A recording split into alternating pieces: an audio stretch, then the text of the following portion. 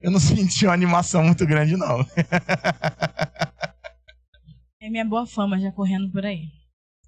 A paz do Senhor, igreja, amém? Graça e paz a todos. Vocês estão animados? Isso, tem que estar animado. Uma terça-feira à noite no cinema. Para a glória do Senhor, amém? Essa cadeira confortável, esse ar-condicionado gelado, a beça. Hoje nós vamos ministrar a respeito do noivo ou amigo do noivo, amém? Noiva ou amigo do noivo. É o tema da palavra de hoje, né? Vamos entender qual é o seu papel dentro do propósito eterno de Deus. Se você foi chamado para ser a noiva de Cristo, ou se você ainda é só amigo de Jesus, amém? Vamos abrir a nossa Bíblia em João 3, versículo 29. É o texto base da pregação de hoje. O pastor Bruno estava muito animado para eu dar essa palavra. Semana que vem o pastor Bruno vai pregar sobre as casas de Jesus. Vai ser lindo, entendeu? Uma palavra amorosa, carinhosa, falando de Cristo. Mas ele escolheu essa palavra para eu ministrar hoje, né? Sobre o reino, para a glória do Pai, amém?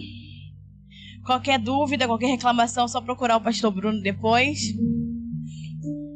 Para a glória do Senhor. Você vai falar depois do negócio do grupo, né? Do discipulado. Você vai falar no final? O pastor Bruno vai falar. Vamos ver. Glória a Deus. Então, com base com a animação de vocês, vamos ler João 3, versículo 29. O que tem a noiva é o noivo, mas o amigo do noivo, que está presente e o ouve, muito se alegra por causa da voz do noivo. Esta minha alegria, pois, está completa. Amém? Eu vou repetir. O que tem a noiva é o noivo, mas o amigo do noivo, que está presente e ouve, muito se alegra por causa da voz do noivo. Esta minha alegria, pois, está completa. Amém? Senhor, obrigado por essa palavra, obrigada por cada vida, Senhor, que está aqui, Senhor. Obrigada, Senhor, pela oportunidade de estar na sua casa, na sua presença, em ouvir e aprender da tua palavra, Senhor. Que o teu Espírito fale ao nosso espírito, Senhor. Que possa, em nome de Jesus, nos transformar, Senhor, em tudo aquilo que tu és, Senhor. Que a tua palavra, Senhor, venha nos rasgar do início ao fim, Senhor, para que a tua vida seja plantada em nós, Senhor. Para que a tua essência, Senhor, seja plantada em nós, Senhor. Para que a realidade do seu reino venha transformar a nossa vida, meu Pai. Que possamos, Senhor, estar atentos à revelação do teu reino, meu Pai. Te agradecemos, Senhor, porque não somos nós que escolhemos, mas o Senhor que escolhe a quem revela o seu reino. E obrigada, Senhor, por nos escolher, Senhor, nesse dia, nessa hora, para conhecer mais, Senhor, do teu reino. Em nome de Jesus. Se você crê, diga amém. Glória a Deus. Não fique esperando aparecer aqui, que não vai aparecer, tá? Nenhum versículo, né? O pastor Bruno que gosta de colocar aqui, mas eu prefiro, né, o padrão. Abra sua Bíblia, leia a Bíblia, acompanhe. Se não conseguir acompanhar, anote, né? Anote os versículos para depois você estudar em casa. Pastora, não trouxe caderno, mas eu creio que você tem um celular. E no seu celular tem uma coisa chamada bloco de notas. Então não há motivo para você não anotar a palavra, amém? Só a sua preguiça mesmo. Mas motivo não tem para não anotar a palavra, né? Então você pode abrir o seu celular no bloco de notas para você poder anotar a palavra, anotar os versículos em nome de Jesus, amém? Essa palavra é uma palavra que vai falar a respeito do reino de Deus, amém? Diferente das palavras de graça que estávamos ministrando, uma palavra mais sobre salvação. Essa palavra vai falar sobre o reino. E para entendermos aquilo que está aqui em João 3, versículo 29, nós vamos ter que aprender algumas coisas, né? Vamos ter que entender algumas diferenças entre salvação e reino. Vamos ter que entender, né, qual é o nosso papel no corpo de Cristo. Mas só para iniciar, vai aí onde eu falei em João 3, 29, a palavra vai dizer que a noiva é do noivo, ou em outras versões vai dizer que a esposa é do esposo, mas o amigo do esposo que está presente o ouve, muito se alegra por causa da voz do noivo. Esta é a minha alegria, pois está completa. Então quem está falando aqui é João Batista, amém? João Batista, ele começa desde o capítulo 1, dando o seu testemunho, falando do batismo de Jesus, né? E ele vai começar nesse momento aqui, falar a respeito da noiva de Cristo, do aumento da noiva de Cristo, né? E a partir desse momento, Jesus já tinha sido batizado e vai chegar umas pessoas em João Batista e vai falar: João, você tá aí no versículo 22 aí, ó. Depois disso, Jesus estava com seus discípulos na terra da Judéia e ali passou algum tempo com eles e batizava. A palavra aí em João 3:22 vai dizer que Jesus batizava, mas em João 4, versículo 1 vai dizer que quem batizava eram os discípulos de Jesus, amém? Mas sempre tem um fofoqueiro para distorcer a realidade de Deus no meio da igreja, amém? Não é só nos dias de hoje, né? No tempo de Jesus já tinha esse tipo de fofoca. Então vai chegar lá e vai falar: João estava também batizando em Enom, perto de Salim, porque havia muitas águas e ali as pessoas viam e eram batizadas, pois João ainda não tinha sido lançado na prisão. Guarda isso, João não tinha sido lançado na prisão, amém? Então entenda uma coisa: a partir desse momento as pessoas vão questionar que agora Jesus também batizava, e a palavra vai dizer aqui no capítulo 3 que muitas pessoas, todos iam procurar Jesus. E aí João vai responder, né, a essa pessoa e fala assim: não tem problema, porque a noiva é do noivo. Porque a noiva é do noivo. Não são meus, as pessoas não são minhas. A noiva é do noivo. O que João está querendo dizer? Que todos aqueles que cruzam as águas, que são purificados pelas águas, que passam pelo batismo de arrependimento, não eram dele, não eram de João, mas pertenciam ao noivo, amém? Pertenciam ao noivo, que é Cristo, amém? Então ele vai dizer: não tem problema, porque as pessoas, né, são dele. A noiva é do noivo, mas tem um porém. Quando ele fala que a noiva é do noivo, ele vai continuar dizendo assim, ó, versículo 29: mas o amigo do noivo que está presente e o ouve se alegra por causa da sua voz.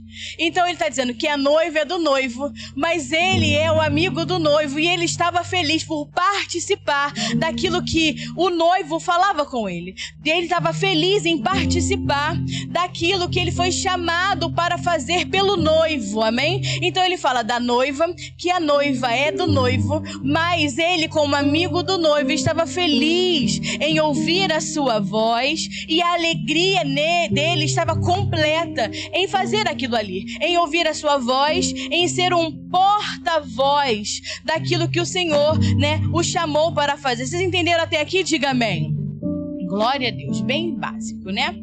Mas para a gente entender o que está além, né, do que está escrito do noivo, ser amigo, quem é noivo, quem não é noivo, nós temos que, como eu falei, aprender um pouco a respeito do reino. E a primeira coisa que vocês têm que entender é que há uma diferença entre salvação e reino, amém? A salvação, né, nos foi dada pela graça. Efésios 2, versículo 8 vai dizer que, pois pela graça sois salvos mediante a fé, isso não vem de vós, né? Isso é um dom de Deus e não vem de obras, para que ninguém se glorie, amém? Essa é a salvação. A salvação é um presente de Deus, a salvação é um dom de Deus, ou seja, não merecíamos. Não éramos merecedores de nada. Nada poderíamos fazer em toda a existência para merecer a nossa salvação, amém? Nada que eu e você pudéssemos fazer dentro de todas as nossas qualidades, dentro de todos os seus talentos, nada poderia, né, comprar essa salvação, nada poderia pagar por essa salvação. Então Jesus se entregou na cruz por nós, amém? Ele se entrega na cruz por nós, ele nos salvou de uma morte eterna, nos salvou da condenação eterna, nos salvou do inferno, nos dando uma nova vida nele, uma vida de eternidade. Amém? Então, nós não fizemos absolutamente nada. Até hoje, Jesus continua salvando, amém? Até hoje, pela sua graça, pelo seu amor, pela sua bondade, ele continua salvando. A palavra vai dizer lá em Romanos 10, versículo 9: se você crer com o seu coração e confessar com a sua boca que ele é o Senhor e que Deus o ressuscitou ao terceiro dia, ele se torna Senhor da sua vida, amém? Você está salvo. A palavra vai dizer, ó, se você crer que ele é o Senhor e que Deus o ressuscitou dentre os mortos, serás salvo. Então, não precisamos fazer absolutamente nada. Não precisamos nos esforçar em nada, não precisamos dar nada, nenhuma obra precisamos fazer, porque a palavra vai dizer em Romanos 5, versículo 8, mas Deus prova o seu amor para conosco, pelo fato de Cristo ter morrido por nós, sendo nós ainda pecadores.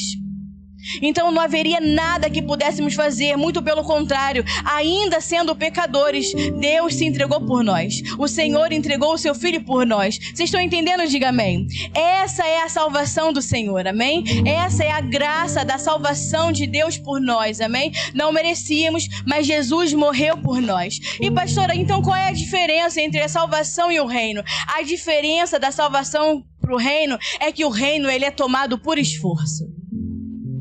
O reino, ele tem que ser tomado por esforço. Jesus não vai te dar o reino, ele não vai abrir a porta do reino e falar, pode entrar, esse é o reino, vem e desfruta.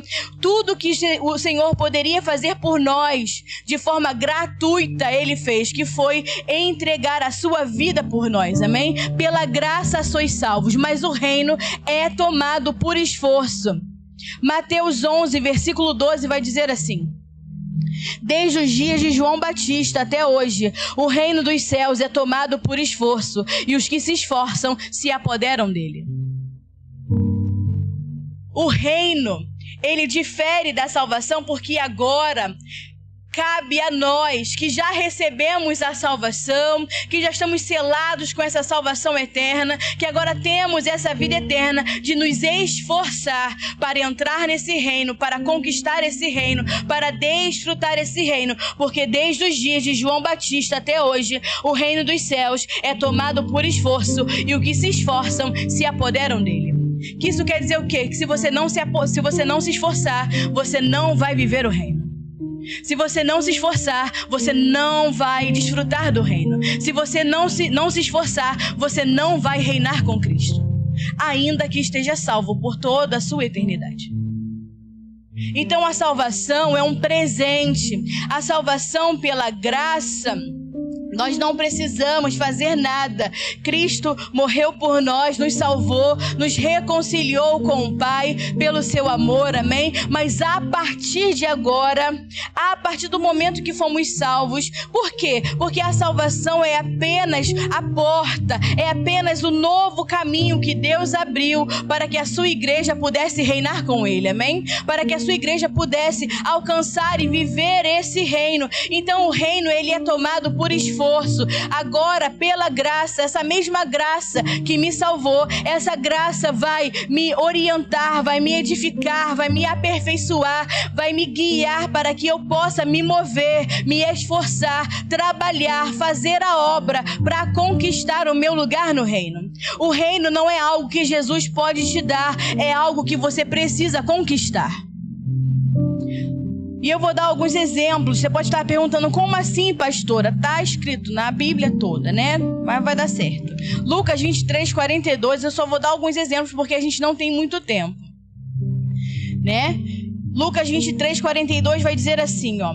Jesus nesse momento estava sendo crucificado, e a palavra vai dizer que havia, né, um ladrão à sua direita e outro ladrão à sua esquerda, amém? Todo mundo conhece essa passagem, amém?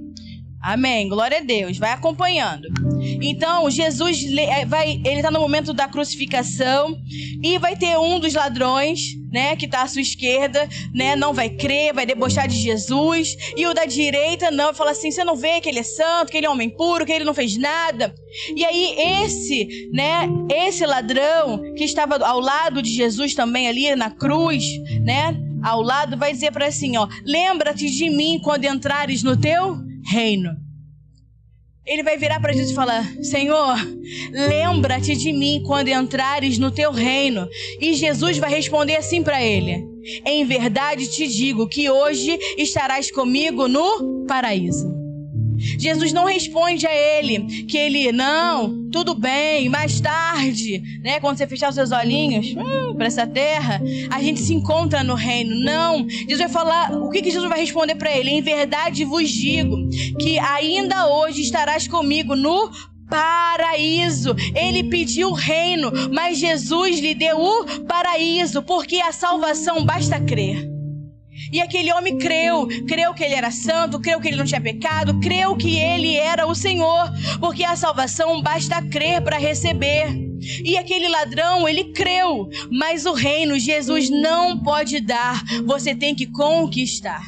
Então Jesus fala para ele, a gente se vê ainda hoje no paraíso. Por quê? Porque o reino tem que conquistar. A salvação não. A salvação basta você crer. Basta você crer com seu coração. Basta você confessar com a sua boca que Ele é Senhor e serás salvo para a glória de Deus. Amém? O Espírito Santo sela a sua salvação e ela é sua como um presente dado por Deus e ninguém pode te tomar. Amém? Ninguém pode roubar a sua salvação. Ninguém pode tomar a sua salvação. Por quê? Porque aquele que lhe deu para toda a eternidade. Mas o reino não. O reino você precisa se esforçar. Mateus 20, versículo 21 ao 23, também é outro exemplo. Vai dizer que a mãe de Tiago e João vai chegar até Jesus e fala, Jesus, quero falar com você. Ele fala, o que você quer falar comigo? E ela vai fazer um pedido a Jesus e ela vai dizer assim para Jesus, né? Jesus, manda que no teu reino esses meus filhos se assentem contigo, um à sua direita e outro à sua esquerda. E Jesus vai responder para a mãe de Tiago e de João. Ele vai virar para ela e falar assim, ó, certamente, se beberes do meu cálice... Aí ela responde, eles vão responder, beberemos. Aí ele fala, sim, desse cálice beberão, mas não me compete conceder o reino, mas é para aqueles a quem o meu Pai está preparando. Ele vai dizer, não me compete dar o reino. Certamente beberão do meu cálice, porque Jesus, né, ia passar pela morte, então Jesus, né, ia, né, ser o nosso alimento, porque Ele é o nosso cálice, amém? Ele é o nosso sangue, Ele é o nosso alimento, e certamente os discípulos iam passar como discípulos do Senhor, pelas mesmas coisas que Jesus passou como igreja, para expandir, né, o seu reino, testemunhar de quem Ele é, mas Ele vai dizer... Não compete a mim concedê-lo, não compete a mim conceder o reino, mas o reino é para aqueles a quem o meu Pai está preparando. Por que isso? Porque o reino não pode ser dado por Jesus. Nós temos que conquistar esse reino. A palavra vai dizer em Mateus 13, na parábola, lá em Mateus 13 tem 7 parábolas, amém? E na primeira parábola que Jesus está falando com seus discípulos, ele vai dizer assim em Mateus 13, versículo 11, porque a vós, ele está falando com os discípulos, a vós, aos discípulos, é dado conhecer os mistérios do reino dos céus, mas aqueles não lhes é concedido. Jesus vai falar que a multidão que estava ouvindo ele ensinar sobre as parábolas da semente, do trigo, né, do joio do trigo, sobre o grão de mostarda, ele vai falar, esses que estão me ouvindo, a multidão que está me ouvindo, não foi lhe concedido, não foi dado a eles a conhecer o reino, mas a vós, aos discípulos foram dado. O que isso quer dizer, pastora? Quer dizer que o reino, para ser revelado a nós, o Pai tem que permitir. O Pai tem que permitir, né? Ele tem que consentir que o reino seja revelado. Não é porque agora eu quero saber do reino, porque tem muita igreja que fala a respeito do reino, mas confunde reino com salvação. Por quê? Porque falta a revelação. Falta a revelação do Pai para entender que a salvação é uma coisa, o reino é outra. A salvação foi dada, é um presente de Deus, é um dom de Deus, não é por obras para que ninguém se glorie, mas o reino até hoje tem que ser tomado por esforço. Até hoje, para se apoderar do reino, tem que ser por esforço. Você tem que se esforçar. Primeiro, o Pai nos concede a revelação. Depois, nós precisamos, para viver esse reino, se esforçar. É necessário trabalhar. É necessário buscar. É necessário você se movimentar dentro do chamado, dentro do propósito, para que você possa alcançar esse reino. Então, primeiro o Pai nos revelou, né? Nos dá a oportunidade, nos concedeu a oportunidade de entender e ouvir sobre o seu reino, amém? Mas não basta apenas ouvir, não basta você apenas ouvir do reino para desfrutar do reino, agora você tem que trabalhar por ele. Você tem que trabalhar para conquistá-lo, para viver o reino, você tem que se esforçar. O reino é para aqueles que querem pagar o preço. O reino é para aqueles que permanecem até o fim. O reino é para aqueles que decidem seguir a Cristo, negar a si mesmo, carregar a sua cruz e segui-lo. O reino não é para aqueles, que vão e vêm, entra e vai, senta e não faz nada. O reino é para aqueles que decidiram permanecer, aqueles que decidiram negar a si mesmo, aqueles que decidiram fazer a boa obra que está lá em Efésios 2, que Deus preparou toda a boa obra de antemão para que andássemos nela. Aqueles que entenderam o seu chamado como igreja, a sua responsabilidade enquanto igreja. O reino é para aqueles que decidem fazer a vontade do Pai e colaborar com o seu propósito. E você só consegue buscar esse reino, viver esse reino, desfrutar desse reino por conta da salvação, amém? Então a salvação foi lhe dada, é um selo eterno, ninguém pode te tomar, mas o reino você precisa buscar. E se você não buscar, você vai perdê-lo.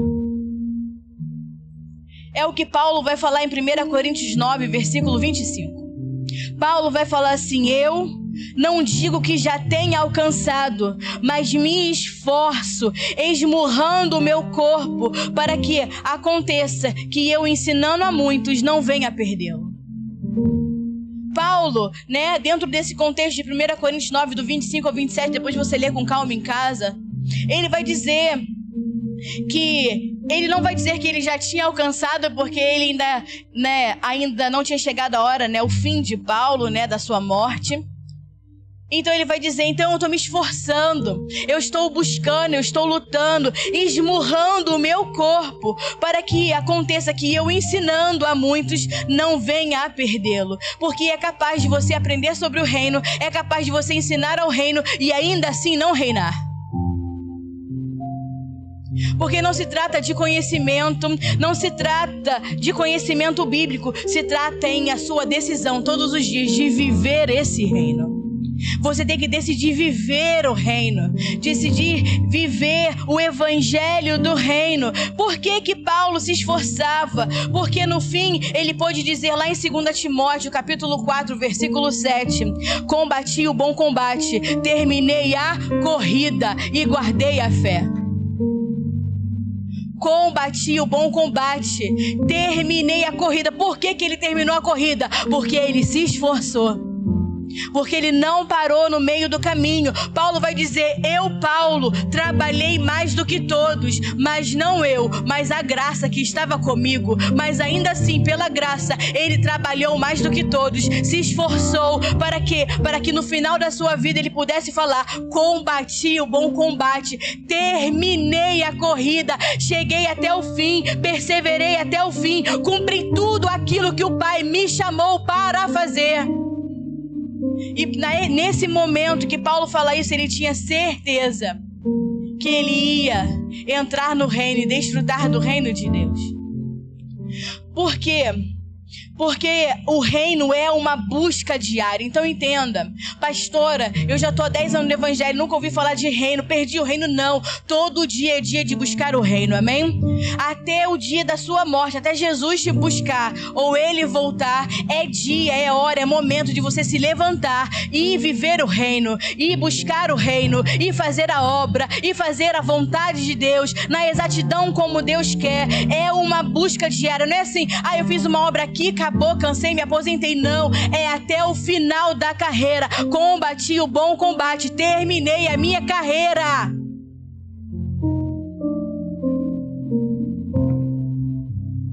A palavra vai dizer que aqueles que permanecerem até o fim, lhes será dado uma coroa da vida. Permaneça até o fim e te darei a coroa da vida. O que é a coroa da vida? A coroa da vida não é um ornamento para você botar na sua cabeça, você, olha como eu tô bonita, tem uma coroa cheia de brilhante. Não, a coroa da vida é o reino, é o governo. Então permanece até o fim, que te darei a coroa da vida, te darei um lugar comigo, para reinar comigo no meu reino.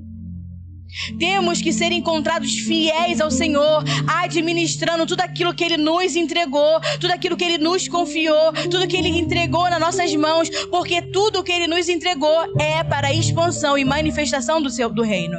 Tudo aquilo que você tem na sua vida, seja o seu trabalho, a sua casa, os seus filhos, tudo é para manifestar o reino de Deus. Tudo é para a manifestação do reino de Deus. Se Deus te prospera, é para o reino. Se Ele te enriquece, é para o reino. Tudo é para o reino. Não é para o seu desfrute, ainda que você desfrute, ainda que Deus permita você desfrutar daquilo que Ele te deu. Em primeiro lugar é dele, porque a palavra vai dizer, em primeiro lugar, busque o reino e a minha justiça, e as demais coisas vos serão acrescentadas. A prioridade do evangelho ainda é o reino. A prioridade de Cristo com a sua igreja ainda é o seu reino. Então todo dia eu tenho que decidir renunciar o meu eu. Todo dia eu tenho que decidir renunciar à minha vontade, esmurrando o meu próprio corpo, a carne. Por que Paulo esmurrava o corpo? Para quê? Para que o Espírito governasse sobre o corpo, para que o corpo não vencesse, para que a vontade dele não imperasse, para que ele pudesse cumprir toda a boa vontade do Pai. Então, se necessário for, esmurre o seu próprio corpo, esmurre a sua carne, a sua própria vontade, para que você não venha perder o reino. O reino é a recompensa de tudo aquilo que fazemos em Cristo, por Cristo e com Cristo. O reino é a recompensa de tudo aquilo que você faz com Cristo, para Cristo, por Cristo. O reino é recompensa por nós escolhermos não mais viver a nossa vida, e sim viver a vida dele, viver a sua vontade e viver o seu propósito. O que Jesus veio fazer na terra? Pregar o evangelho do reino. Jesus não veio pregar sobre salvação. Ele tem algumas passagens da Bíblia que ele fala sobre a salvação para poder introduzir a palavra do reino, mas ele vai dizer, quando Jesus começa a ministrar lá em Mateus 4, que ele começa o seu ministério, ele vai dizer, arrependei-vos, pois é chegado o reino dos céus. Ele vem para pregar a respeito do evangelho do reino, ele veio estabelecer o reino, e ele vai ensinar para os discípulos uma oração. Qual é a oração que ele vai ensinar? Pai nosso que estás, santo é o teu, venha o teu e seja feita a tua vontade. Jesus veio estabelecer o reino do Pai. Ele veio ministrar um evangelho do reino. Toda a manifestação de Jesus era uma manifestação da realidade no reino sobre a terra. A igreja foi chamada para pregar esse evangelho. Pregar o evangelho do reino. Então pare de perder tempo buscando aquilo que você já tem. A igreja perdeu muito tempo tentando não perder a sua salvação, sendo que você nunca perderia, porque é um presente de Deus para sua vida. E a igreja passou tempo demais. Ai, eu tenho medo de ir pro inferno. Ai, meu Deus, eu errei, eu pequei, vou perder minha salvação. E você passou tempo demais buscando aquilo que já é teu, e homem nenhum pode te tomar, porque a salvação é um presente de Deus. Você já está livre do inferno, livre da condenação. Você já tem a vida eterna. O Espírito Santo, ele vai selar essa sua salvação no seu coração por toda a eternidade. Então chegou a hora da igreja parar de perder tempo e focar naquilo que ela foi chamada por Cristo para fazer, que é expandir o seu reino, que é expressar a Cristo sobre a terra, que é expandir esse reino, que é manifestar esse reino, que é curar, libertar, é trazer uma palavra de salvação, sim, mas para quê? Para que as pessoas sejam libertas da religiosidade, libertas de toda a escravidão, para que elas possam viver o reino de Deus. para que elas tenham a oportunidade de entrar nesse reino. Perdemos tanto tempo buscando algo que já era nosso. Ficamos distraídos e não cumprimos o propósito de Deus. Mateus 24, versículo 14.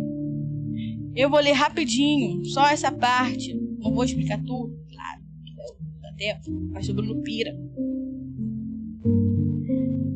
E será pregado esse evangelho do reino em toda a terra habitada, para testemunho a todas as nações, e então virá o fim. As pessoas estão preocupadas com as coisas que estão acontecendo, né? Mas tudo isso está acontecendo, é só o princípio das dores. O fim só vai vir quando o evangelho do reino em toda a terra habitada, né, for pregado para testemunho de todas as nações. Qual é a responsabilidade da igreja? Você quer que Jesus volte? Diga amém.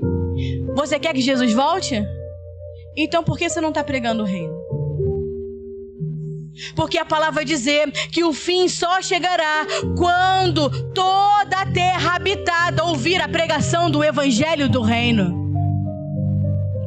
Você foi chamado para manifestar esse reino, para pregar sobre esse reino em testemunho. O que é pregar esse reino em testemunho? Está dizendo aqui, ó, em testemunho a todas as nações. Quer dizer que as pessoas não precisam aceitar ou não, mas o reino será a medida da justiça delas. Vai ser contra ou a favor deles. O nosso papel é pregar o reino. O nosso, diferente da salvação, que o Espírito vem, convence a pessoa, amém? E atrás para perto, para quê? Para que ela possa ouvir a palavra do reino. O intuito da salvação é conectar o homem de novo a Deus, para que ele possa ouvir a pregação do reino, para que ele possa conhecer esse reino, para que ele possa saber qual é o propósito eterno de Deus desde a origem. O que determina o fim é a pregação do evangelho do reino. E o Espírito de Deus que está em você, em nome de Jesus, a minha oração é que Ele te fortaleça, amém? A minha oração é que Ele possa te guiar por toda a boa obra que Deus já preparou de antemão para que pudesse mandar sobre ela. Eu quero declarar que o Espírito de Deus vai te ajudar a permanecer, a conquistar o seu lugar no reino.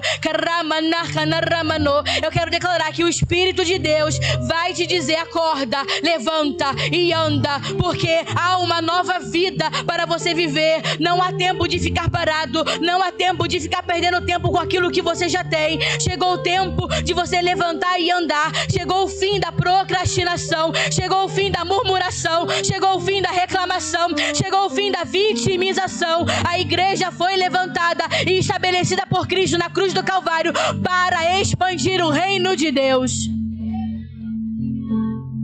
O maior presente da sua vida você já recebeu, que é Cristo, a sua salvação eterna. Você não precisa de mais nada. Só levanta, anda e pregue a palavra do reino. É como uma corrida, querido. Por isso que Paulo usava muito essa alegoria sobre corridas. Porque de fato é como uma corrida. Você corre, corre, corre, corre. Mas se você para no meio do caminho porque está cansado, se você para no meio do caminho porque você desistiu da corrida, se você para no meio do caminho porque ainda falta muito, já correu bastante. Não. Só vence quem cruza a linha de chegada.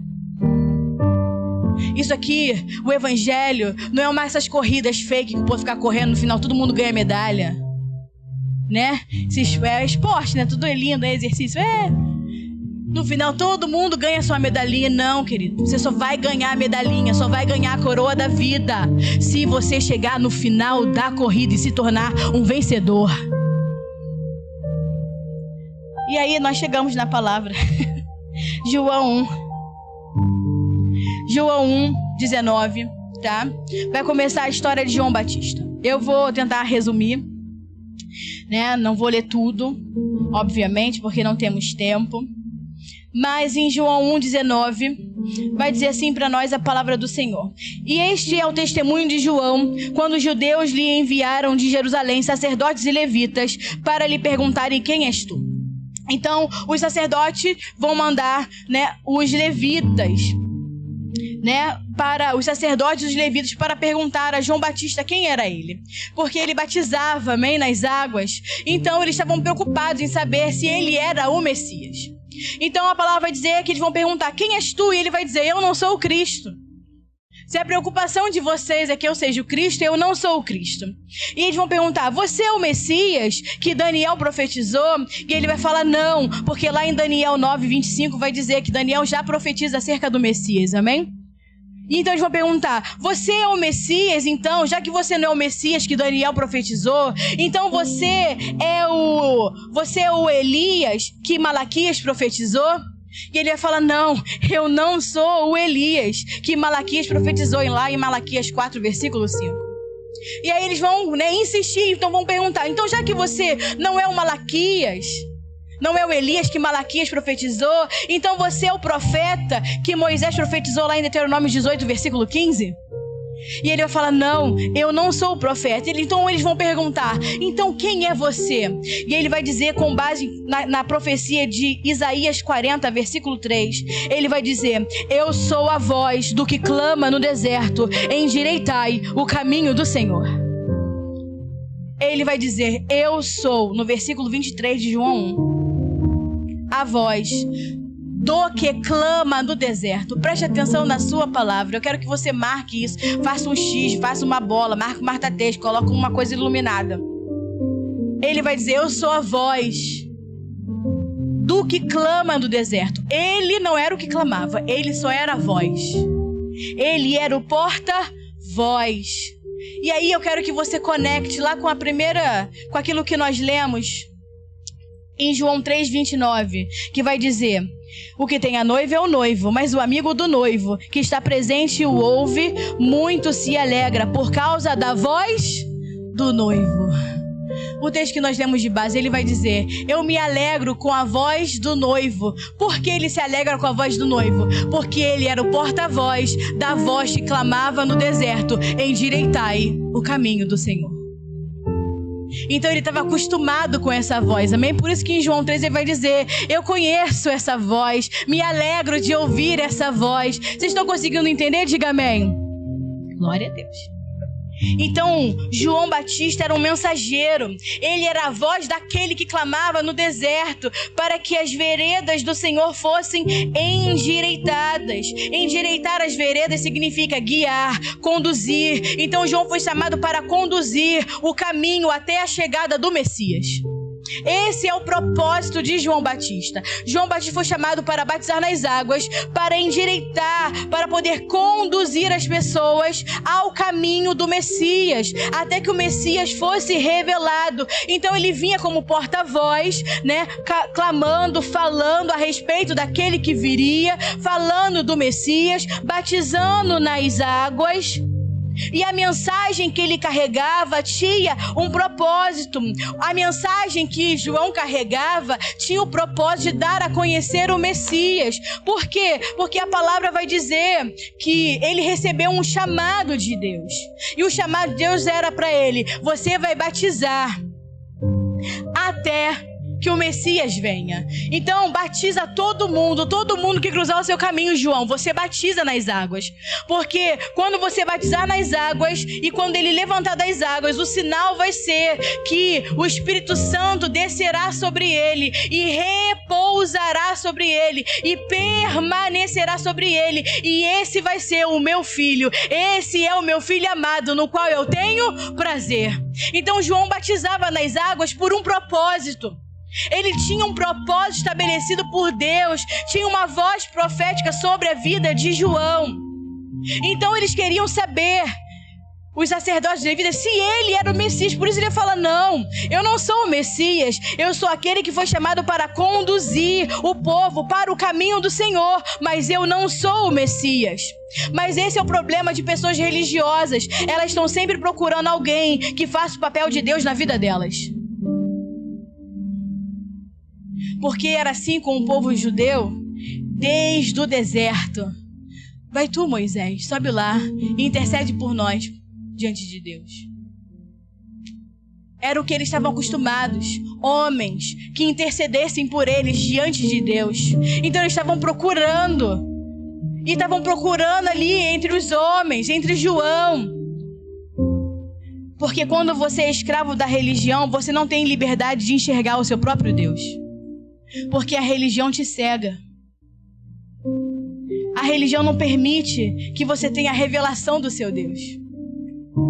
E no versículo 26, vai dizer: eu vos batizo em água, mas no meio de vós está um que não conheceis. Então João fala: eu não sou o Messias, mas no meio de vós ele está. Quem vocês estão procurando está no meio de vós. Porque João Batista sabia que ele viria do meio do povo, que ele iria até o encontro dele, que ele seria batizado. E dessa forma ele seria revelado. Então João, ele quando fala que ele estava no meio deles, ele não fala quem é. Por que João não fala que Jesus é o Messias? Você já parou para se perguntar sobre isso? Por que João não falou que Jesus era o Messias? Porque nem João sabia que Jesus era o Messias. João convivia com Jesus, eles eram primos, amém? A diferença deles era de 6 meses. A palavra vai dizer que quando a sua mãe Isabel estava grávida de 6 meses, Maria foi visitá-la. E ela já estava grávida de Jesus. E ela vai falar que quando eles se encontram, né? João mexe dentro da barriga, amém? Todo mundo conhece essa passagem? A diferença deles era de 6 meses. Eles cresceram juntos, eles eram primos. Mas entenda, João sempre conheceu Jesus. O que ele não conhecia era o Cristo. Ele sempre conheceu Jesus. Ele cresceu com Jesus. Mas ele não tinha a revelação do Cristo. A diferença era muito pouca para ele dizer que não conhecia quem era o Jesus. Então por que ele não virou e falou para os sacerdotes e levitas: quem vocês procuram é Jesus, porque ele é o Messias? Porque nem João sabia. Porque mesmo convivendo com ele, crescendo com ele, ele não sabia que ele era o Cristo. Ele conhecia o Jesus, ele conhecia o Filho do Homem, mas não conhecia o Filho de Deus. Jesus não tinha se manifestado ainda como Filho de Deus. Mas será que aquele bebê que mexeu na barriga, dentro do ventre, que percebeu a presença do enviado, não reconheceu quando olhava para ele todos os dias? Ele vai dizer: mas ele está lá, no meio de vós.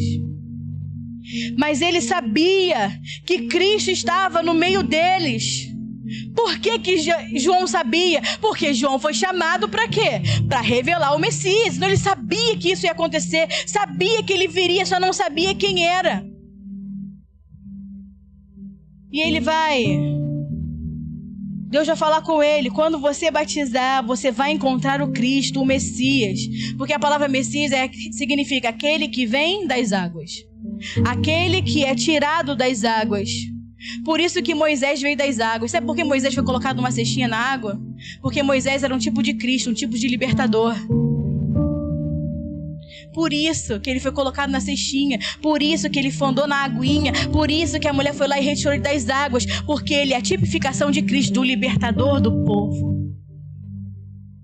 Nada na palavra é por acaso. Tudo fala de Cristo, tudo aponta para Cristo, tudo revela Cristo. Então entenda, João tinha que batizar nas águas para encontrar o Messias.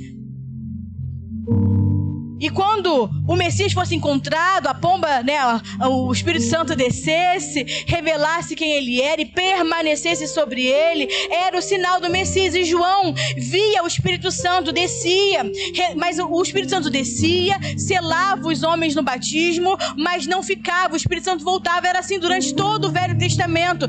O Espírito vinha, se apossava e ia embora. Ele vinha, repousava, ficava um tempo e ia embora. Era assim que Sansão, né? Acontecia com Sansão, como ele era forte, né? O Espírito o tomava, se apoderava dele, ele, né, fazia, matava o urso, matava o leão, matava todo mundo, empurrou lá o bagulho. Mas o quê? O Espírito Santo ia embora.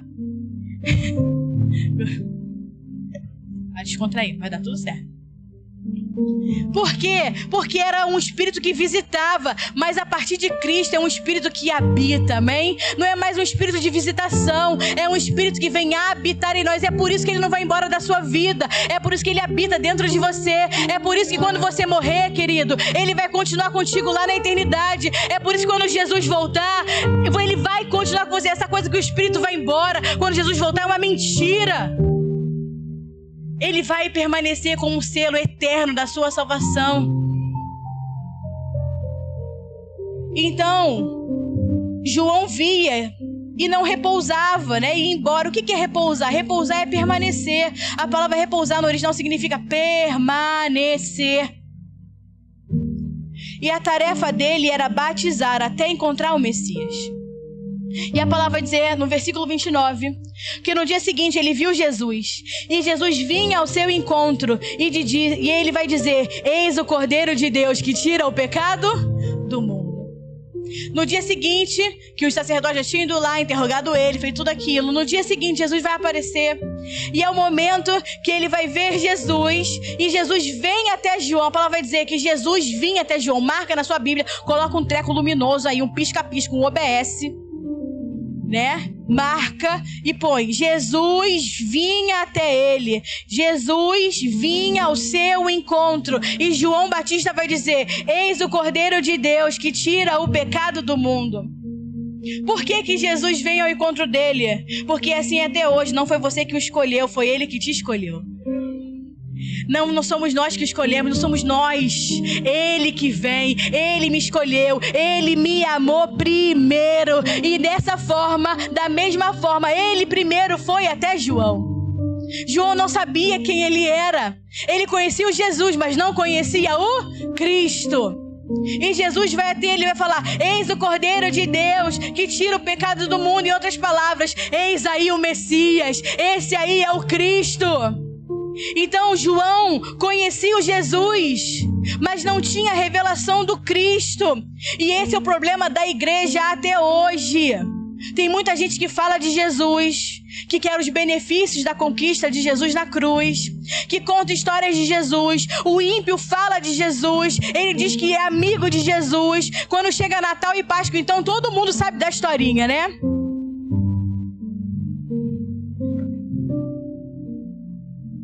Até pessoas que não são evangélicas, obviamente, dizem que creem em Jesus. Mas são poucos que conhecem a revelação do Cristo ressurreto. São poucos que conhecem a revelação do Cristo. Porque uma coisa é você dizer que Jesus morreu e Cristo ressuscitou. Outra coisa é viver a vida do Cristo. Outra coisa é viver a vida do Cristo ressuscitado. E Cristo, ele estava no meio do povo. E da forma como João falou, ele vai ao seu encontro. Entenda, com Jesus eu posso me relacionar, amém? As pessoas se relacionam com Jesus a partir de um entendimento natural. As pessoas se relacionam com Jesus a partir de um entendimento, né, humano. Mas o Cristo só é revelado pelo Pai. Só se relaciona com Cristo por revelação. Como que ele vai declarar: eis o Cordeiro de Deus que tira o pecado do mundo, se há um dia atrás ele não sabia que Jesus era o Cristo? Porque para conhecer o Cristo, para enxergar o Messias, para ter a revelação, para saber quem é o Cristo, só por revelação. E naquele momento João teve uma revelação. Naquele momento a revelação entrou dentro dele, o Espírito revelou e falou: eis o Cordeiro de Deus que tira o pecado do mundo. Ué, mas não era o primo? Não era o mesmo primo que ele cresceu? Não era Jesus? Agora é o Cordeiro de Deus que tira o pecado do mundo. Entenda, qualquer um pode falar de Jesus, mas para falar de Cristo tem que ter a revelação do Pai. Por isso que isso está lá escrito em Mateus 16. Mateus 16 vai dizer assim: Jesus está perguntando: o que o povo diz que eu sou? Ele vai falar: uns falam que você é Elias, outros falam que você é o profeta. E Jesus vai perguntar para os seus discípulos: e vós? O que vós dizem quem eu sou? E Pedro, sempre Pedro, vai dizer o quê? Tu és o Cristo, o Filho do Deus vivo. E quando ele fala: tu és o Cristo, Jesus olha para ele e fala: não foi carne nem sangue que te revelaste, mas foi o Pai que te revelou. Porque a revelação do Cristo só o Pai pode conceder. Então muitos acham que Jesus é legal, Jesus morreu na cruz, o Jesus histórico. Mas saber quem é o Cristo tem que ter intimidade, tem que ter relacionamento profundo. E João naquele momento tem uma revelação: eis o Cordeiro de Deus que tira o pecado do mundo. Qual é o problema de João? O problema é que João teve a revelação, mas não viveu pela revelação. João teve a revelação do Cristo, mas não viveu a revelação do Cristo. Por que você está dizendo isso, pastora? Porque se ele tivesse vivido na revelação do Cristo, ele não tinha duvidado de quem era Jesus, não tinha sido preso e não tinha morrido. Por quê? Porque a intenção de Deus era que João permanecesse com Jesus até o dia que ele entrou em Jerusalém montado na jumentinha. É o quê? Tá lá em Gênesis. Que Deus separou desde Gênesis a jumenta e o jumentinho para que Cristo entrasse e o anjo que abriu o caminho entrasse com ele. Tá lá em Gênesis. João que abriu o caminho. Mas o que aconteceu? Ele tomou as suas escolhas, ele fez as suas escolhas, ele tomou as suas próprias decisões e perdeu o reino. Pastor, isso tá onde? Isso aí só na aula, tá? Naquela aulinha lá do discipulado, do pastor Bruno, que ele vai te contar no final. Aí a gente conversa sobre essas coisas mais profundas, né? Porque aqui a gente não tem tempo. Porque Jesus disse, né? Por que João duvidou? Porque o próprio Jesus disse que o profeta de casa não tem honra. Como muitos que ouvem a Deus, ouvem o que Deus fala, mas não vive. Quando você escuta aquilo que Deus mandou você fazer e não faz, você está duvidando. E daqui a pouco, a sua dúvida, daqui a pouco você se desvia. É por isso que tem muita gente desviada na igreja, porque já ouviu uma palavra de Deus, mas chegou um momento, por não viver essa palavra, começa a duvidar dessa palavra. E depois que você duvida dessa palavra, a sentença é a mesma de João. Nunca se deixe levar pela convivência, porque a intimidade gera desonra. A convivência é o maior agente de desonra no mundo. Sabe por que as pessoas próximas de você que te decepcionam, te machucam? Por conta da intimidade. Por conta da convivência. Então é sempre um parente, um amigo, uma mãe, um pai, sempre pessoas próximas. Nunca se deixe levar pela convivência, porque a convivência pode roubar de nós a honra das pessoas que estão do nosso lado, nos alimentando e nos edificando.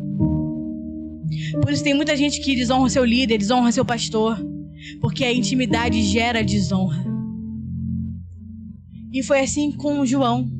Ele convivia com Jesus, ele andava com Jesus, ele conhecia o Jesus, ele conheceu, ele viu ele crescer. Mas só a revelação do Espírito o fez declarar: eis o Cordeiro de Deus que tira o pecado do mundo. E João vai dizer no versículo 31, no versículo 33, desse mesmo textinho, ele vai falar assim, ó: eu não o conhecia. Ele depois vai falar no versículo 33 de novo: eu não o conhecia. Mas aquele que me enviou a batizar em água me disse que aquele que vieres descer o Espírito Santo e nele permanecer, esse é que batiza no Espírito Santo. Então eu digo, eu vi e tenho testificado que esse é o Filho de Deus. Ele não era o Jesus? Ele não era o primo? Ele não era o Filho do homem? Agora ele é o Cordeiro de Deus que tira o pecado do mundo. E vai falar: eu vi, ele é o Filho de Deus. Eu vi, testifiquei, ele é o Filho de Deus. Mas eu o não conhecia. João não o conhecia. Era primo dele, andou com ele, nasceu juntinho com ele, cresceu com ele, 6 meses de diferença. Eu não o conhecia. Porque para conhecer o Cristo, Deus tem que nos revelar. Não é falar de Cristo, não é falar Jesus Cristo de Nazaré. A revelação do Cristo é algo muito mais profundo. E ele não vai dizer que não conhecia Jesus. Ele vai dizer que não conhecia o Filho de Deus. Ele vai dizer que não conhecia o Cristo. Por isso que João vai declarar: eis o Cordeiro de Deus que tira o pecado do mundo. Por que ele vai dizer eis o Cordeiro de Deus que tira o pecado do mundo? Porque ele vai testificar a Abraão. Quando Abraão disse a Isaac: Deus proverá para si o Cordeiro. Então quando ele vê Jesus vindo na sua direção, ele fala: eis o Cordeiro de Deus que tira o pecado do mundo. Eis o Cordeiro de Deus que Deus proveu para ele. E Apocalipse 13 vai complementar dizendo assim: desde a fundação do mundo. Porque a palavra em Apocalipse 13 versículo 8 vai dizer que o Cordeiro foi imolado desde a fundação do mundo. Então o que começa lá em Abraão se testifica em João, dizendo: eis aí o Cordeiro de Deus, que Deus proveu para Ele mesmo desde a fundação do mundo. Esse é o Messias, esse é o Cristo. Por isso Ele foi posto dentro de uma virgem. Por quê? Para que homem nenhum pudesse dizer que a provisão veio dele mesmo. Por quê? Para que todos saibam que Cristo é a provisão de Deus para Ele mesmo. E ele vai dizer: eu vi o Filho de Deus, eu vi o Cristo, eu vi o Messias. Então a profecia sobre João se cumpriu. Naquele momento a profecia se cumpriu. Naquele momento o chamado de João se cumpriu. Naquele momento que João foi chamado para fazer, que era batizar nas águas, até que o Messias viesse, se cumpriu. Amém, igreja? Naquele momento se cumpre tudo aquilo que ele veio fazer. E a palavra vai dizer para nós, né, que no dia seguinte, no versículo 35, aí já no outro dia seguinte, já teve o batismo, o Cordeiro de Deus, o pecado do mundo, glória a Deus, aleluia. No dia seguinte estava João outra vez com 2 dos seus discípulos. E vendo Jesus passar, disse.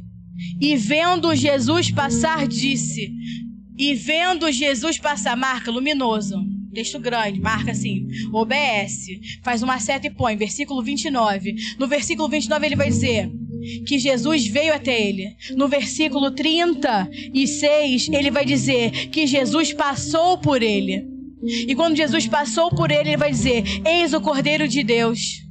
Ele não vai falar mais: eis o Cordeiro de Deus que tira o pecado do mundo. Vocês pararam para perceber isso? Em nome de Jesus, gente. Vamos ler a Bíblia. Tá na Bíblia, João, não é nem no Velho Testamento, né? Novo Testamento, glória a Deus. João 1. Vem aqui, Gustavo. Fica paradinho aqui. Ele é o João, tá? No dia anterior, a palavra vai dizer que Jesus veio até ele, amém? E veio Jesus até João, e ele vai declarar: eis o Cordeiro de Deus que tira o pecado do mundo, amém? Ele vai declarar: eis o meu Salvador, eis o meu Redentor, eis aquele que vai me reconciliar com o Pai, amém? Então ele vai até João. No segundo dia, no dia seguinte, a palavra vai dizer que Jesus vai passar por ele. Ele vai declarar o quê? Eis o Cordeiro de Deus, porque a primeira vez que Jesus vai até você é para te salvar, para te resgatar, para te reconectar com o Pai. Mas a segunda vez, quando ele passa por você, é te chamando: tá na hora de levantar e me seguir. Aquele que deseja me seguir, carrega a sua cruz, negue-se a si mesmo e venha. Pode sentar, meu bem, obrigada. O primeiro momento é Jesus. Ele vai até você para te salvar, para te reconciliar. Mas a segunda vez que ele aparece, ele passa por você e diga: se quiser, venha. Se quiser, larga tudo. Se quiser, e me siga. Porque eu já parei a primeira vez, não vou parar de novo. Porque o que tinha que fazer já está feito, já está consumado, já está feito. Então agora, quem quiser, carregue a sua cruz, negue-se a si mesmo, porque eu tô indo. Se quiser, vem atrás. Por isso que ele vai declarar: eis o Cordeiro de Deus, porque o pecado do mundo ele já estabeleceu na cruz do Calvário. Agora é para aqueles que desejam viver o reino, que desejam se levantar, se esforçar, trabalhar, negar a si mesmo. A primeiro momento, ele vai até você, ele te salva, ele te regenera, ele te resgata, ele te reconcilia. Mas agora, querido, tá na hora da igreja levantar, negar a si mesmo e seguir a Jesus, porque agora ele só passou.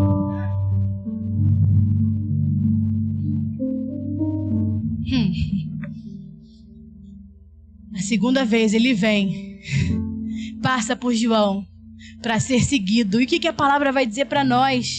No versículo 37, que os 2 discípulos de João Batista que estavam com ele, vendo Jesus passar, largou João e o seguiu.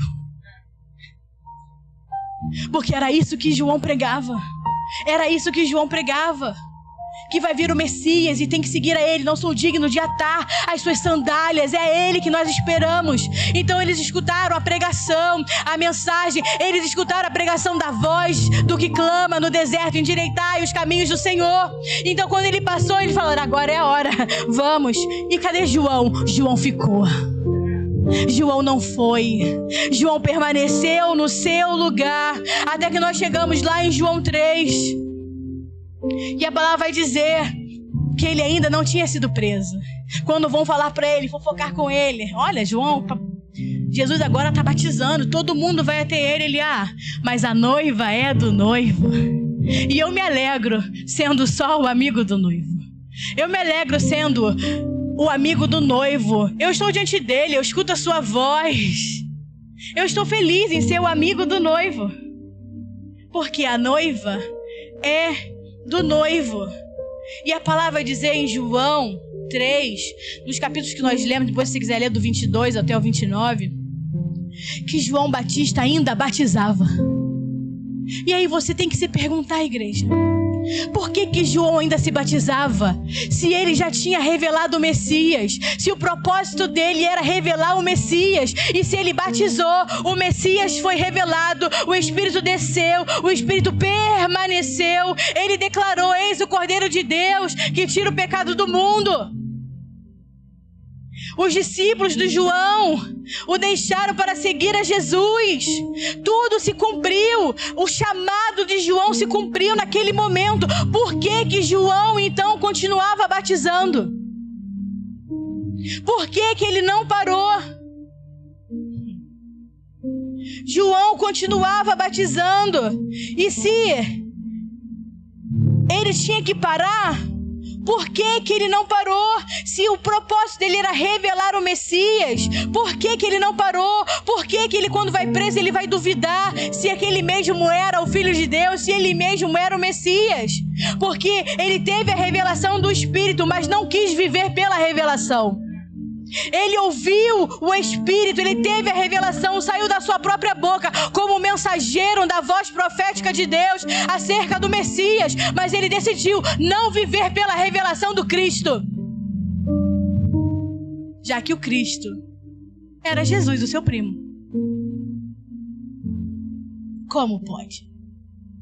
Porque o profeta de casa não tem honra na sua própria casa. Ele não reconheceu o seu governo, e é por isso que ele vai preso. E é por isso que ele morre. E é por isso que ele perde a cabeça, porque tomou a decisão errada. Porque naquele momento que o Espírito Santo desceu e permaneceu sobre Jesus, e uma voz do céu disse: esse é o meu filho amado, em quem eu tenho prazer, João tinha que ter largado tudo e o seguido. João tinha que ter parado de batizar nas águas e o seguido, porque aquele que batiza no Espírito Santo tinha sido revelado.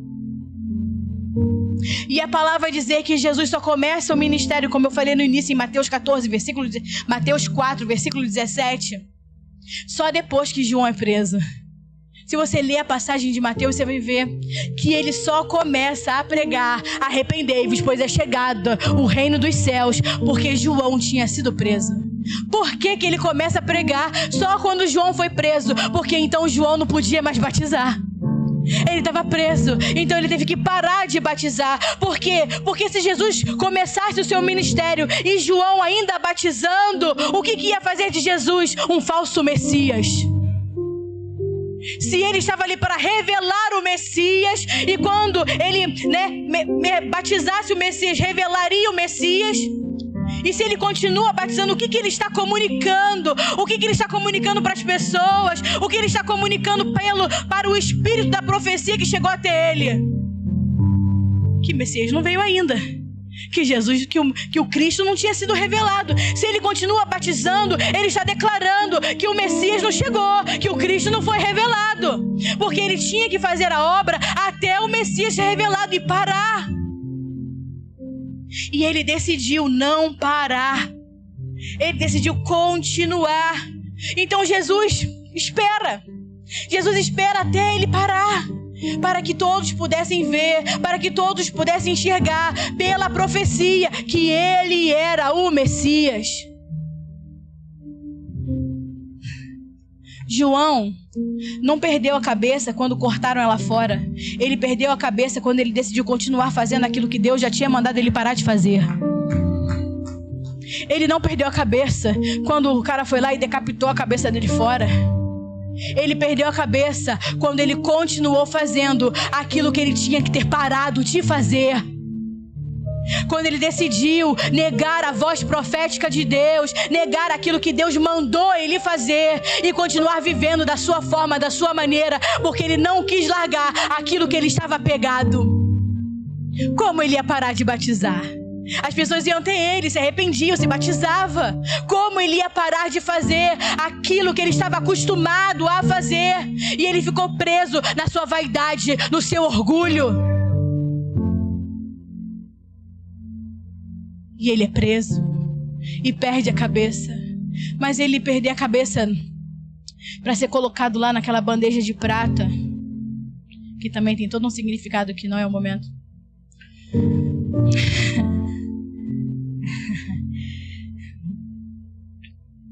Significa que, pela sua própria escolha, pelas suas más decisões, nós acabamos perdendo a nossa cabeça. As suas próprias escolhas, as suas más decisões, tudo aquilo que você escolhe fazer fora da vontade de Deus, você está perdendo a sua cabeça. Porque aquilo ali foi só um ato natural, mas João perdeu a cabeça no momento que ele continuou batizando, depois que o Cristo foi revelado. Ele perdeu a cabeça muito antes de alguém cortá-la. Assim tem muita gente na igreja, muita gente sem cabeça, porque o cabeça é Cristo. A palavra cabeça significa governo. Tem muita gente na igreja sem cabeça, sem governo, sem direção, porque vive fazendo aquilo que quer, quando Deus já disse que não quer mais. Tem muita gente na igreja vivendo como João Batista, orgulhosos pelo chamado que recebeu, mas não entendeu a hora de largar, não entendeu a hora de parar, não entendeu a hora de evoluir. Entenda, querido, ciclos começam, ciclos se encerram. Se Deus encerrou o ciclo, largue, não volte. Porque se Deus encerrou um ciclo, é porque Ele tem um outro ciclo para você. Ele tem algo novo para você. Mas quando você decide não largar aquilo que Ele mandou você largar, você nunca vai viver o novo. A vida com Deus é assim. Faz parte, o início e o final de ciclos, faz parte do amadurecimento, faz parte renunciar, faz parte abrir mão, faz parte largar aquilo que nós nos apegamos, porque a única coisa que nós temos que estar apegados é a Cristo. O seu único apego tem que ser a Cristo. O seu único apego tem que ser fazer a vontade do Pai. Tem que ser o cumprir o propósito do Pai. E se Deus falou, para de andar por aqui, agora é por aqui, então largue, pare e comece a andar no novo caminho que Ele te mostrou. Não queira ficar preso às suas coisas. Não queira ficar preso à sua conformidade. Não queira ficar preso às coisas que você acha que já conhece, com medo do novo, porque você vai ficar preso e perder a cabeça. Porque o propósito tem que continuar. Porque Deus vai levantar outro. Porque o propósito tem que continuar.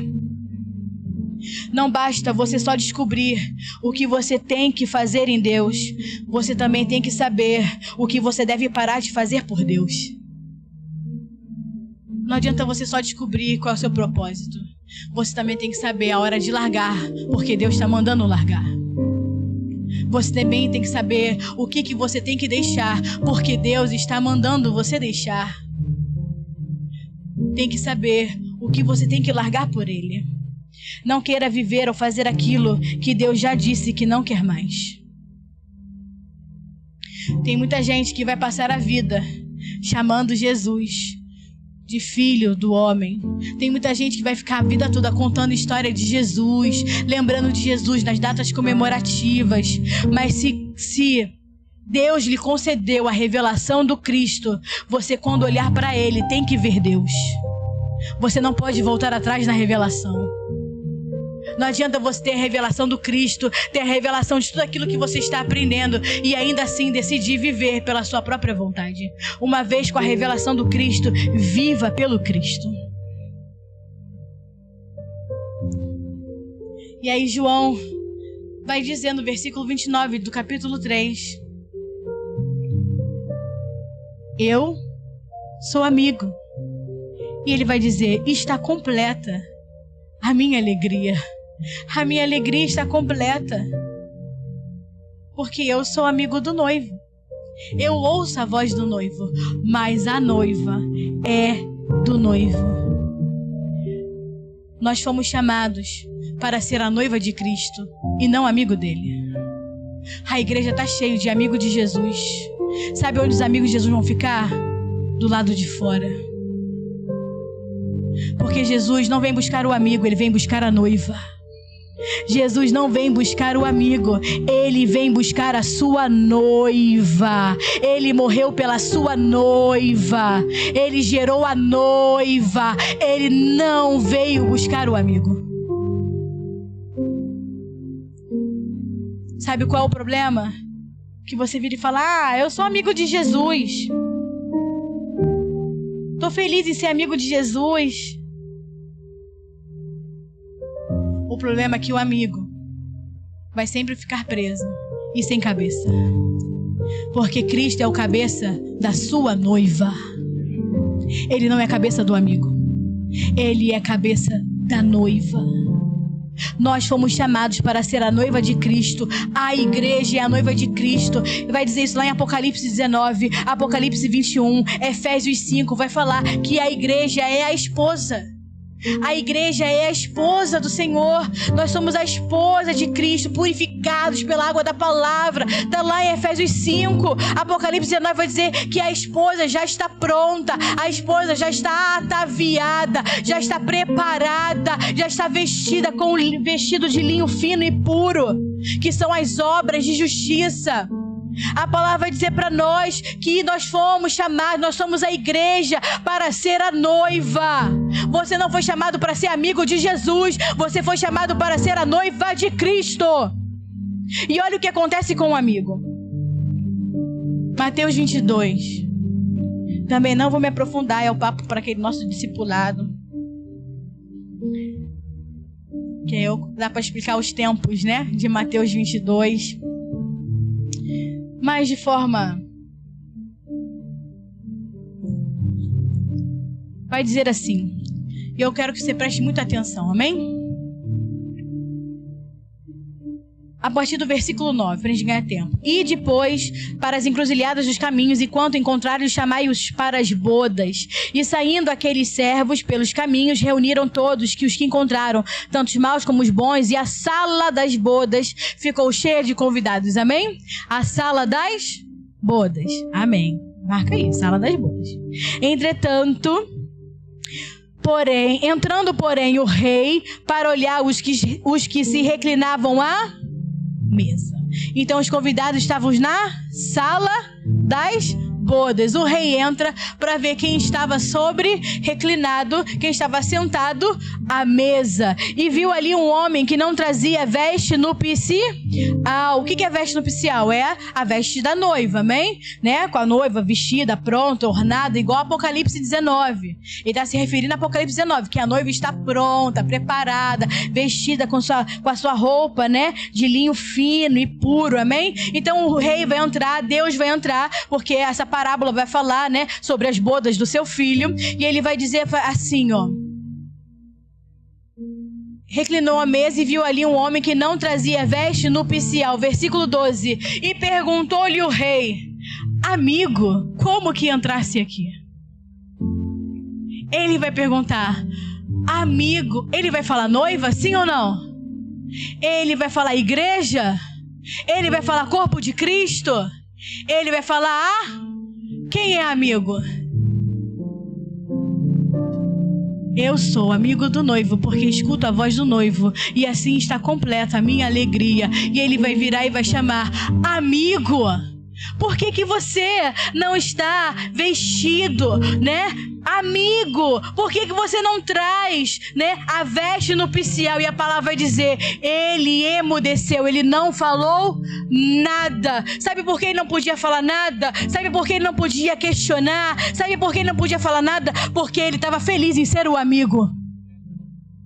E o amigo não tem veste de noiva. O amigo não se veste como a noiva. A noiva é do noivo e o amigo é só o amigo. Então entenda uma coisa: você pode ser amigo de Jesus, você pode ter recebido a sua salvação, você pode ter sido selado com o Espírito de Deus, a sua salvação eterna, glória a Deus, mas a veste das núpcias Só a noiva recebe. Por quê? Porque a noiva é aquela que se esforçou e trabalhou para viver o reino do seu amado. Por isso que a palavra vai dizer no versículo 14 bem assim, ó. Porque muitos são chamados, mas poucos escolhidos. A palavra vai dizer que nas bodas, eles saíram em tudo que é canto. Chamando, chamando, e chamando, e chamando, e chamando, e chamando, e chamando as pessoas. Amém? Porque entrou o tempo da graça. Porque a palavra vai dizer que os seus o rejeitaram. Não quiseram. A palavra vai dizer que eles não foram achados dignos. Porque rejeitaram o convite. Então ele começa a convidar todo mundo nas encruzilhadas, no meio da rua. Porque todos foram chamados. Muitos são chamados, mas poucos são aqueles que se dispõem a viver o reino. Poucos são aqueles que se esforçam, que trabalham para poder construir as vestes da noiva, para poder se ornar dos atos de justiça. Os atos de justiça são as obras que Deus preparou de antemão para que andássemos nela. A noiva é aquela que se esforça para a expansão do reino do seu noivo. Não se contenta em ser amigo. Não se contenta com a salvação. Ela quer viver o reino. Ela vive o reino. Porque entenda, as bodas é um lugar de intimidade. Mas a veste da noiva é uma veste de intimidade. É diferente de uma veste pública. É diferente. Entenda uma coisa. Você está me vendo aqui, amém? Eu estou vestida com essa roupa, amém? Estou de preto, né? Sei lá. Pouco interessa essa roupa que eu estou vestindo. O que me interessa é as roupas que o Senhor está me vendo vestir. Pouco me interessa, estou de vestido, estou de saia, estou de calça. Não interessa a minha vestimenta exterior. O que me interessa é com que roupa o Senhor está me vendo. Quando Ele me olha, quando Ele reclina sobre a mesa, eu estou vestida como amigo de Jesus ou eu estou vestido como noiva de Cristo?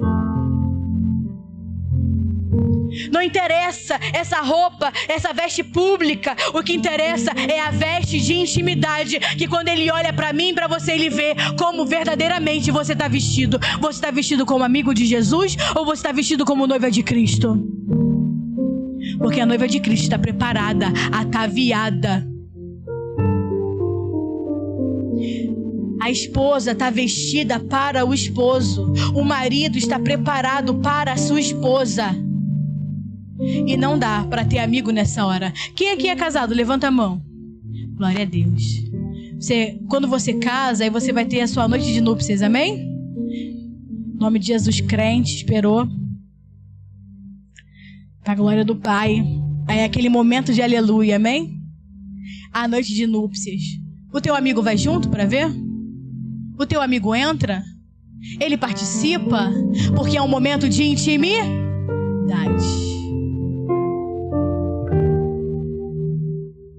Não dá para ter amigo nessa hora. E a palavra vai dizer que ele estava alegre em ser só amigo. E a sentença do amigo de todos aqueles que são só amigos de Jesus, amém? João é apenas uma forma da gente exemplificar, amém? Assim como João, muitos estão representados como João. Todos os amigos de Jesus estão representados como João Batista. E a palavra vai dizer a sentença do amigo. Versículo 13. Então disse ao rei e aos servos: amarrai-lhe os pés e as mãos, lançai-o para fora nas trevas exteriores, e ali haverá choro e ranger de dentes. Porque no lugar de intimidade, amigo não fica. Lugar de intimidade, só a noiva. O reino, viver o reino, manifestar o reino, estabelecer o reino, governar com Cristo. Não é assunto para amigo, é para assunto para noiva de Cristo. Tem que decidir ser a noiva de Cristo. Tem que decidir ser a noiva de Cristo. Ele falou, por que ele ficou mudo? Porque ele não tinha o que falar. Ele estava satisfeito em ser apenas amigo. Porque só quem é do noivo é a noiva. E se não for noiva, não é dele. Se não é noiva, não pertence ao corpo. Se não é noiva, não é igreja. Porque a palavra vai dizer, eu sou do meu amado e meu amado é meu.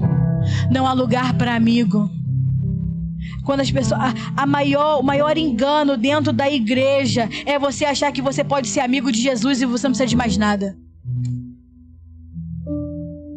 Nós fomos chamados para ser a esposa de Cristo. A turma do amigo de Jesus não é noiva, e a sentença vai ser a mesma: amarrai-lhe os pés e as mãos, lance-os para fora, aonde há trevas exteriores, e ali haverá choro e ranger de dentes. Pastora? Mas você me disse que eu não perco mais a minha salvação. E em nenhum momento eu falei que você vai perder a salvação. Sabe o que significa isso? A disciplina que está lá em Hebreus 12, versículo 6. Hebreus 12, versículo 6 vai falar que o pai disciplina todo filho que ama. O choro, as trevas exteriores, o ranger de dente. Você não vai perder a sua salvação, porque a salvação é um presente. Nada, nem ninguém pode roubar a sua salvação. Mas o pai vai disciplinar o filho que não conseguiu aprender que o lugar dele não era ser amigo, mas sim a noiva de Cristo. Você não foi chamado para ser amigo, e já que você não aprendeu, o pai vai lhe disciplinar. Quando ele fala lançai-o fora, quer dizer que ele o coloca para fora do reino, para aprender através da disciplina do pai que ama, que o lugar dele é noiva de Cristo. O lugar dele era ser esposa de Cristo. Então, entenda uma coisa, não é só sobre ouvir, não adianta ouvir, não adianta sentir a presença, porque ele fala, eu estou na presença dele, eu escuto a sua voz. Não adianta viver de presença, não adianta você ouvir, se você não desejar viver Cristo todos os dias.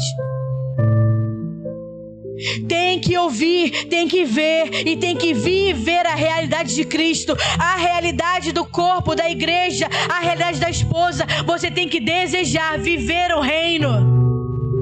Glória a Deus, fomos salvos. Glória a Deus, não precisamos fazer nada, porque seria impossível fazer alguma coisa para conquistar a nossa salvação. E por isso Jesus morreu naquela cruz, amém? Porque ele sabia que não haveria possibilidade alguma de nenhum homem na face da terra conseguir conquistar a salvação por si só. Então ele se entrega, morre por mim e por você. Mas não é para você ficar e viver a sua vida como se fosse amigo de Jesus. Ele morreu para gerar uma igreja, gerar uma noiva, para continuar o seu propósito sobre a terra, que é expressá-lo todos os dias e expandir o seu reino até que ele venha. Os negócios da esposa é testemunhar do esposo, é expandir o seu reino, é fazer com que ele seja visto. Porque o reino não vai vir quando Jesus voltar. A palavra vai dizer para nós que Jesus fala assim. Os fariseus perguntam, onde está o reino? Está aqui, está ali, está acolá. Ele fala, o reino de Deus está em vós. O reino está em vós, o reino está entre vós, o reino está em vós, porque o reino é agora. A igreja foi chamada para manifestar esse reino agora. A libertação, a salvação, a manifestação de Cristo, as curas, isso tudo é manifestação do reino agora, nessa terra, nesse tempo, até que todos possam testemunhar do evangelho do reino, e então virá o fim. Que todas as nações, onde há habitantes, seres viventes, ouçam e testemunhem do evangelho do reino, então virá o fim. Eu não posso entrar no reino sem antes que o reino entre dentro de mim. Eu tenho que desejar esse reino, eu tenho que me esforçar por esse reino, eu tenho que conquistar esse reino, eu tenho que me apoderar desse reino. O único compromisso da esposa é com o seu esposo e com o reino do seu amado. Esse é o nosso maior compromisso. E chegou o tempo da igreja expandir. Chegou o tempo da igreja expandir esse reino, expandir e manifestar a realidade de Cristo. Chegou o tempo da igreja deixar de ser como João Batista. Todo mundo conta a história de João Batista como se fosse linda, mas não entendeu que ele foi aquele que teve a oportunidade de revelar o Messias, de batizar o Messias, de enxergar o Cordeiro de Deus que tira o pecado do mundo, mas na hora de segui-lo, não o seguiu. E por isso, perdeu a cabeça.